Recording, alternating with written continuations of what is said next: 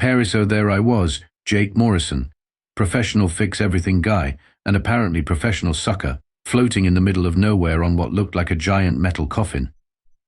My so-called crewmates had just blasted off in the ship I'd spent 3 days fixing, leaving me with nothing but my toolkit, a half-eaten protein bar, and a vocabulary of curse words that could strip paint. "Thanks for fixing the hyperdrive, Jake," I muttered, mimicking Captain Rodriguez's voice. "We'll be right back, Jake." "Just need to scout ahead, Jake." "Yeah, right." The only thing they were scouting was how fast they could ditch the human before I asked for my cut of the salvage money. The derelict ship around me groaned like an old man getting out of bed. Charming. I'd been dumped on what appeared to be some kind of ancient alien vessel, all weird curves and organic-looking metal that seemed to pulse with its own heartbeat. The corridors were massive, easily 3 times human height, and covered in symbols that looked like someone had let a drunk octopus loose with a spray gun. My flashlight beam cut through the darkness, revealing more of the same, empty corridors, dead consoles, and the kind of oppressive silence that makes you want to whistle just to prove you're still alive. The air was stale but breathable, which was either really lucky or really suspicious. In my experience, when things seem too convenient in space, it usually means something with teeth is about to introduce itself to your face. I'd been walking for about 20 minutes when I noticed something odd. Well, odder than being abandoned on a ghost ship. The temperature was gradually increasing, and there was this low rumbling sound, like a massive engine idling somewhere deep in the ship's bowels. Dead ships don't generate heat, and they definitely don't purr. "Great," I said to the empty corridor. "Just fantastic. I'm either about to meet the locals, or this rust bucket is about to explode. Either way, my day keeps getting better." The rumbling grew louder as I followed what seemed to be the main corridor toward the ship's center. Emergency lighting flickered on as I approached, casting everything in an eerie red glow that made the alien symbols look like they were moving. The walls themselves seemed to be warming up, and I could swear I heard something that sounded almost like breathing. That's when I realized the uncomfortable truth. This ship wasn't dead, it was sleeping. And I had a feeling I was about to wake it up. The first dragon I met was trying to eat a control panel. I turned the corner into what looked like the ship's bridge, and there it was, 15 feet of scales, wings, and poor life choices, gnawing on what was obviously a navigation console like it was a particularly stubborn piece of jerky. Sparks flew from the damaged electronics, and the creature made little frustrated growling noises every time it got shocked. I said, which in retrospect wasn't my most eloquent opening line. The dragon's head snapped up, revealing eyes the size of dinner plates and more teeth than a shark convention. We stared at each other for a long moment, then it spoke. It spoke. "Oh, hello there, small pink thing. I don't suppose you know how to make this cursed device stop sparking?" I blinked. "Hard. Did you just ask me for tech support?" "Indeed. I am Grax, elder of the Vorthak, last of the Star Wanderers, and keeper of ancient wisdom." He gestured grandly with one wing at the destroyed console. "And this infernal contraption has been mocking me for the better part of a century." Before I could process the fact that I was having a casual conversation with a dragon who apparently had customer service issues, 2 more dragons appeared. The first was slightly smaller than Grax, but infinitely more dramatic, swooping into the bridge like she was auditioning for space opera theater. "Father, you've awakened our guest. How marvelous, how unexpected. How absolutely thrilling." She struck a pose that would have made a soap opera star jealous. "I am Zara, and this is the most exciting thing to happen since the great slumber began." The third dragon was about half the size of the others and bounced into the room like a scaly puppy. "Is it a human?" "It's a human, isn't it? I've never seen a human. You're so small and pink and soft-looking. Can I touch you? Do you bite? Can you teach me to fix things?" "Pip, contain yourself," Grax rumbled, but there was fondness in his ancient voice. "Yes, small one. This appears to be a human, a rather stunned one." I finally found my voice. "Okay, let me get this straight. You're dragons. You live on this ship, and you've been asleep for how long?" "Oh, time is such a fluid concept. Zara sighed dramatically. Centuries? Millennia? Long enough for the universe to forget our names and our glory. Long enough for everything to break, Pip added cheerfully. Everything's always breaking. We try to fix it, but then it breaks more. It's very frustrating. Grax huffed, which produced a small puff of smoke. The ship's systems are temperamental. We have managed to maintain basic life support. But everything else, he gestured helplessly at the sparking console he'd been chewing on. I looked around the bridge with new eyes. Every console showed signs of amateur repair work, random button pushing, and what appeared to be blast damage. Some panels were held together with what looked suspiciously like dragon saliva. Let me guess, I said slowly. You're not exactly tech-savvy. Zara drew herself up to her full height. We are ancient beings of power and wisdom. Entre no subtleties, and we do not need to understand these mundane mechanical things. The red buttons make pretty lights, Pip said helpfully. Sometimes explosions too. Grax had the grace to look embarrassed. We may have learned through trial and error, and mostly error. I stared at them for a long moment, then started laughing. I couldn't help it. Here I was, abandoned by humans who thought I was disposable, rescued by dragons who thought I was their salvation. The irony was so thick you could cut it with a plasma torch. Well, I said, wiping tears from my eyes, looks like you've got yourself a mechanic. Living with dragons, it turned out, was like sharing a house with three very large, very destructive roommates who had absolutely no concept of personal space or electrical safety. No, no, no, I shouted as Zara prepared to blast a malfunctioning air recycler with her fire breath. We've talked about this. Fire is not a universal repair tool. But it's so much faster than your little metal sticks, she protested, flames flickering around her nostrils. Those little metal sticks are precision instruments, and that faster method of yours is why half your environmental systems are held together with hopes and prayers. Meanwhile, Pip had discovered my toolbox and was examining a sonic screwdriver with the intense fascination of a child who'd just found the world's most interesting toy. What does this one do? Can I press the button? What about this button? Oh, there are so many buttons. Pip, put that down before you. The screwdriver activated, sending a high-pitched whine through the bridge. Every console immediately started flashing warning lights, and somewhere in the distance, an alarm began wailing. Accidentally triggered the emergency lockdown, I finished weakly. Grax looked up from where he'd been trying to help by holding a bundle of fiber optic cables in his mouth. Is that bad? Bad. Well, we're now locked in the bridge with no access to life support controls, so yes, I'd say that qualifies as bad. The next 6 hours were spent in what I generously called collaborative problem solving and what the dragons called watching the small pink one make increasingly creative curse combinations. Grax insisted on offering advice based on the old ways, which apparently involved a lot more wing flapping and mystical nonsense than actual engineering.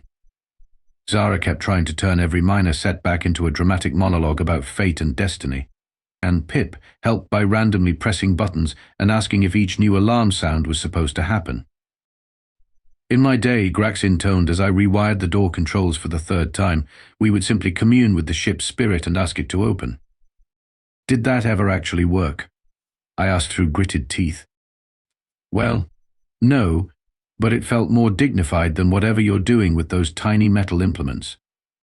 Father, perhaps this is a test, Zara announced, spreading her wings dramatically. The universe has sent us this diminutive engineer to teach us the true meaning of patience. The universe sent me because my crewmates are jerks, I muttered, finally getting the door to respond. There, we're free. Try not to break anything while I figure out why your waste recycling system is singing opera. Oh, that's been happening for decades, Pip said brightly. We thought it was happy. The waste recycling system was not happy. It was, in fact, having what I could only describe as a mechanical nervous breakdown. The dragons had apparently been feeding it everything from metal scraps to their own shed scales, and the poor system had been trying to process it all without any maintenance for longer than some civilizations had existed. What exactly have you been putting in here? I asked, staring at the diagnostic readout in horror. "Refuse," Grax said unhelpfully. "What kind of refuse?" "The refusal kind," Pip suggested. I spent the rest of the day elbow deep in alien dragon waste systems, which wasn't exactly how I'd planned to spend my career but was somehow more satisfying than my last job. At least these clients appreciated my work, even if they showed it by accidentally setting things on fire or asking if they could eat my tools. By the time I'd gotten the basic systems stable, I realized something interesting. I was having fun. Sure, it was the kind of fun that involved a lot of swearing and minor explosions, but it was honest work with clients who actually cared about the results. The dragons might be disasters with technology, but they were enthusiastic disasters, and they treated me like I was performing actual miracles instead of basic maintenance. Maybe being abandoned wasn't the worst thing that had ever happened to me after all.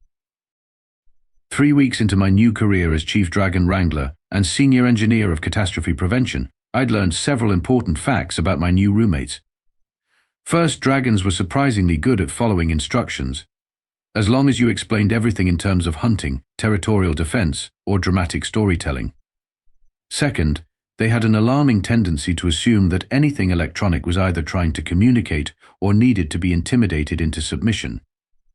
Third, they were absolute disaster magnets who could find new ways to break things that shouldn't theoretically be breakable. "Okay, team meeting," I announced, standing on a makeshift platform so I could look the dragons in their massive eyes. "We need to talk about the engine room incident." Grax shifted uncomfortably, his scales making a sound like rustling chainmail. "That was not entirely my fault. You tried to establish dominance over the fusion reactor by roaring at it. It was making threatening noises. It was purring. That's what a healthy reactor sounds like." Zara swept forward with her usual flair for drama. "Perhaps the noble fusion spirit was simply trying to communicate with our elder. How were we to know it spoke in the language of contentment rather than challenge? Because I explained that literally 5 minutes before it happened." Pip bounced excitedly. "But the pretty blue flames were new. We'd never seen blue flames before. They were so shiny. Those pretty blue flames were a plasma containment failure that nearly turned us all into very small, very hot particles." The dragons exchanged glances, and I could practically see them having one of their wordless family conversations. Finally, Grax cleared his throat, which sounded like a landslide starting up. "Perhaps," he said carefully, "we should establish clearer protocols for future, collaborative maintenance efforts." I rubbed my temples. "Right. New rules. Rule 1. If Jake says don't touch something, don't touch it. Rule 2. If something is glowing, humming, or making any noise at all, ask before investigating. Rule 3. Fire breath is never the answer. What if Zara began? Never. Ever. But surely Grax rumbled. Never. Not even Pip started. Especially not even. Look, I get it. You're ancient cosmic beings of power and majesty, and I'm just some grease monkey with delusions of competence. But this ship is barely holding together, and if we want to keep breathing, we need to work together. That means I handle the technical stuff, and you handle the dragon stuff." "What exactly is dragon stuff?" Zara asked, striking a thoughtful pose. "I don't know yet, but I'm sure we'll figure it out. Now, who wants to help me fix the navigation array without using teeth, claws, or elemental breath weapons?" To their credit, the dragons threw themselves into learning proper maintenance techniques with the same enthusiasm they'd previously applied to breaking things. Grax turned out to have an excellent memory for technical specifications once I translated them into concepts like territorial boundaries and clan hierarchies. Zara discovered that diagnostic procedures were basically elaborate detective stories, complete with dramatic reveals and plot twists. And Pip was a natural at spotting patterns and anomalies, probably because his attention span meant he noticed everything. "The quantum stabilizer readings are fluctuating in a recurring pattern," Zara announced dramatically, studying a diagnostic display, like a heartbeat or a dying breath. "Good catch," I said, genuinely impressed. "That usually means the containment field is cycling between stable and unstable states." Grax, Can you hold this steady while I recalibrate? With honor, the old dragon rumbled, carefully gripping the maintenance panel with claws that could have punched through battle armor, but held the delicate equipment as gently as a feather. Jake. Jake. Pip called from across the engine room. The spinny thing is making new noises. Should I be worried or excited? What kind of noises? Happy noises. Like purring but more spinny. I checked the readings and grinned. Excited. Definitely excited. That's the sound of a properly calibrated tachyon manifold. You did good, Pip. Pip. The young dragon practically glowed with pride, and I realized something had shifted. We weren't just coexisting anymore, we were actually becoming a team. A weird, dysfunctional team that probably violated several laws of physics and common sense, but a team nonetheless. For the first time since my old crew had ditched me, I was starting to feel like I belonged somewhere. Murphy's Law states that anything that can go wrong will go wrong at the worst possible moment. Murphy clearly never met dragons because he forgot to account for the part where everything goes wrong in the most spectacularly dramatic way possible. I was deep in the ship's neural network, trying to convince the AI that the dragons were authorized users and not some kind of infestation, when the proximity alarms started screaming. The dragons were in the main hangar, practicing what they called precision flying, and what I called controlled property damage, so I was alone when the sensors picked up 3 ships dropping out of hyperspace. 3 very familiar ships. "Oh, you've got to be kidding me," I muttered, pulling up the external cameras. Sure enough, there was the Stellar Fortune, Captain Rodriguez's pride and joy, flanked by 2 escort ships I didn't recognize. They were broadcasting on standard salvage frequencies, which was rich considering they'd abandoned me here. Unknown derelict vessel. This is Captain Rodriguez of the salvage ship Stellar Fortune. We are claiming this wreck under Galactic Salvage Code Section 12. Prepare to be boarded. I keyed the comm system. "Hey there, Captain. Jake Morrison here. Remember me? Your former chief engineer? The one you left to die." There was a long pause. "Morrison, how are you still alive? That ship was completely dead when we scanned it." Funny thing about that. Turns out it wasn't dead, just sleeping, and the locals weren't too happy about being woken up by claim jumpers. "Listen, Jake, I can explain." "No need, Captain. I've got everything I need to know. You planned to ditch me all along, figured a human mechanic was expendable, and came back to loot what you thought was my corpse. Am I close?" Another pause. Then Rodriguez's voice came back harder. "Look, Morrison, whatever you think happened, we can work something out. Just open the hangar bay and let's talk this through like civilized beings." That's when Grax's voice rumbled through the bridge speakers. He'd clearly been listening to the conversation. "Jake, my friend, are these the individuals who abandoned you to die in the void?" "That's them, big guy." "How unwise of them to return." Zara's voice joined the conversation, dripping with theatrical menace. "Shall we greet our guests with the traditional hospitality of the Vortak clan?" "What exactly is traditional Vortak hospitality?" I asked, though I was pretty sure I didn't want to know. "Fire," Pip said cheerfully. "Lots and lots of fire." Rodriguez's voice came back over the con, considerably less confident. "Morrison, who exactly are you talking to? Our sensors show multiple large life forms on that ship." "Oh, just my new roommates. They're very protective. Hey guys, want to say hello to my old crew?" The comm system crackled as Grax's voice filled the channel, speaking in what I'd learned was his formal diplomatic tone, which sounded like a landslide with delusions of grandeur. "Greetings, small vessels. I am Grax, Elder of the Vortak, and this is our domain. You will explain why you dare to threaten our cherished engineer, or face the consequences of your insolence." "You're what now?" Rodriguez stammered. "Our engineer." Zara's voice purred with dangerous sweetness. "Our beloved friend. Our most treasured clan member. The one you abandoned to die like cowards. We're just here for standard salvage operations. One of the escort ship captains broke in. There's been a misunderstanding." Oh, there's been a misunderstanding. All right, I said, watching as the dragons converged on the bridge around me. You thought you were dealing with a dead ship and a disposable human. Instead, you're facing three very ancient, very powerful, and very annoyed dragons who consider me family. Pip's head appeared over my shoulder, grinning with far too many teeth. Can we keep them, Jake? As pets? I promise I'll feed them every day. Tempting, but no. We're better than that. I keyed the comm again. Here's the deal, Rodriguez.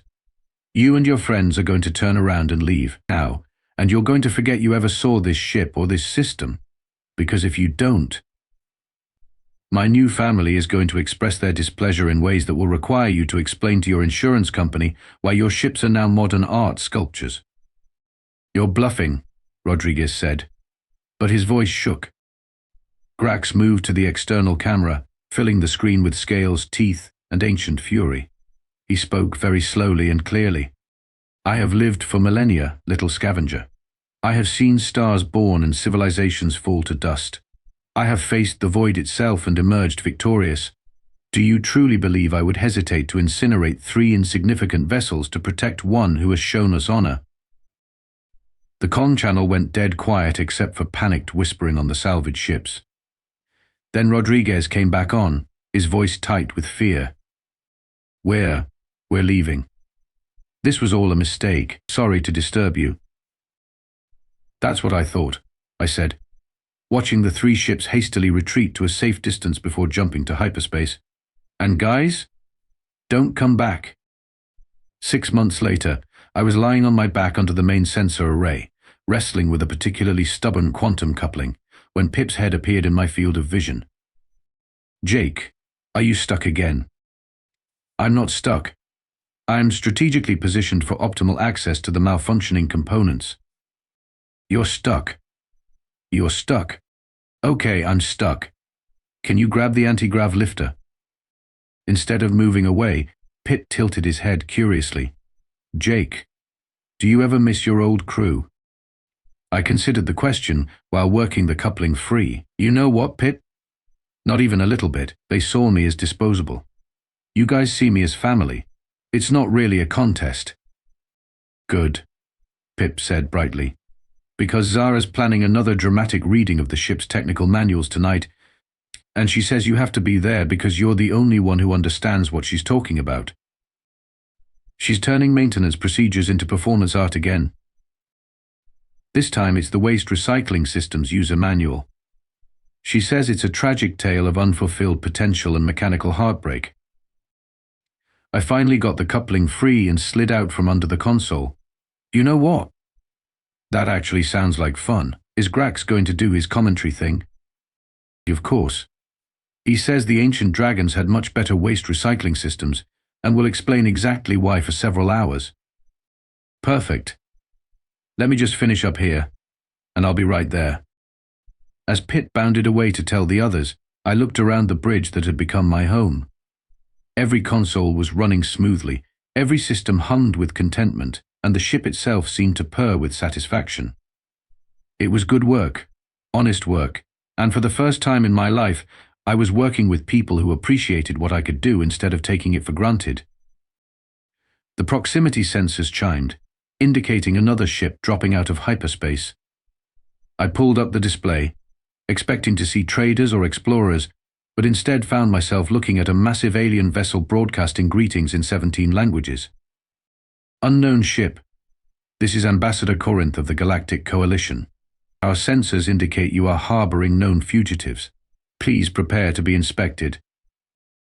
I keyed the comm system with a grin. This is Chief Engineer Morrison of the starship Vorthax Dream. Could you be more specific about these fugitives? We get a lot of visitors. Our records indicate the presence of 3 Vorthax dragons, a species considered extremely dangerous and hostile to galactic civilization. Dangerous and hostile? I started laughing. Hang on. Let me get them for you. A few minutes later, all 3 dragons had crowded onto the bridge. Grax looked appropriately ancient and dignified. Zara had struck a dramatic pose that somehow suggested both nobility and slight madness, And Pip was bouncing excitedly at the prospect of meeting new people. In Sisu, about his supposed bow. Ambassador Corinth, I said formally, allow me to present Grax, elder of the Vortag, Zara, keeper of dramatic traditions, and Pip, chief enthusiasm officer. Guys, the ambassador here thinks you're dangerous fugitives. How thrilling. Zara exclaimed. We're wanted criminals. How deliciously scandalous. And to you, are we dangerous? Pip asked curiously. I don't feel dangerous. I feel friendly. Grax rumbled thoughtfully. Young ambassador, we have been traveling the stars since before your civilization learned to count.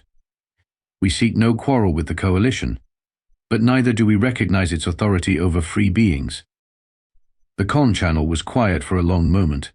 Then Ambassador Corinth's voice came back, considerably less official sounding. Did that dragon just call me young? I'm 400 years old. Time is relative, I said cheerfully, but if it makes you feel better. They call me hatchling sometimes. Look, Ambassador, I know the records probably paint these guys as cosmic monsters, but the truth is they're just three ancient beings trying to keep their ship running and see the galaxy. They're not hurting anyone, and they're certainly not fugitives. The records clearly state. The records are wrong, Grax interrupted gently. We withdrew from galactic society by choice, Ambassador, not because we were driven out. We simply grew tired of the noise and politics of younger civilizations. But we bear no malice toward any who travel the stars in peace. Another long pause then. And you, Chief Engineer Morrison, you're traveling with them voluntarily. Absolutely. Best job I've ever had. These three take better care of me than any crew I've ever worked with, and they actually appreciate good engineering when they see it. This is highly irregular. Yeah, well, so is life. Ambassador, if it helps, we're not looking for trouble. We're just a family trying to make our way in the galaxy. And if anyone has a problem with that, they can take it up with my security team. Your security team? The ambassador asked weakly. Three ancient dragons with protective instincts and breath weapons. I like my odds. Oh. The coalition ship maintained its distance for another hour, presumably while the ambassador filed reports and asked for instructions. Finally, the con crackled back to life. Chief Engineer Morrison, the Coalition Council has reviewed your situation. While highly unusual, your family unit doesn't appear to pose any threat to galactic peace.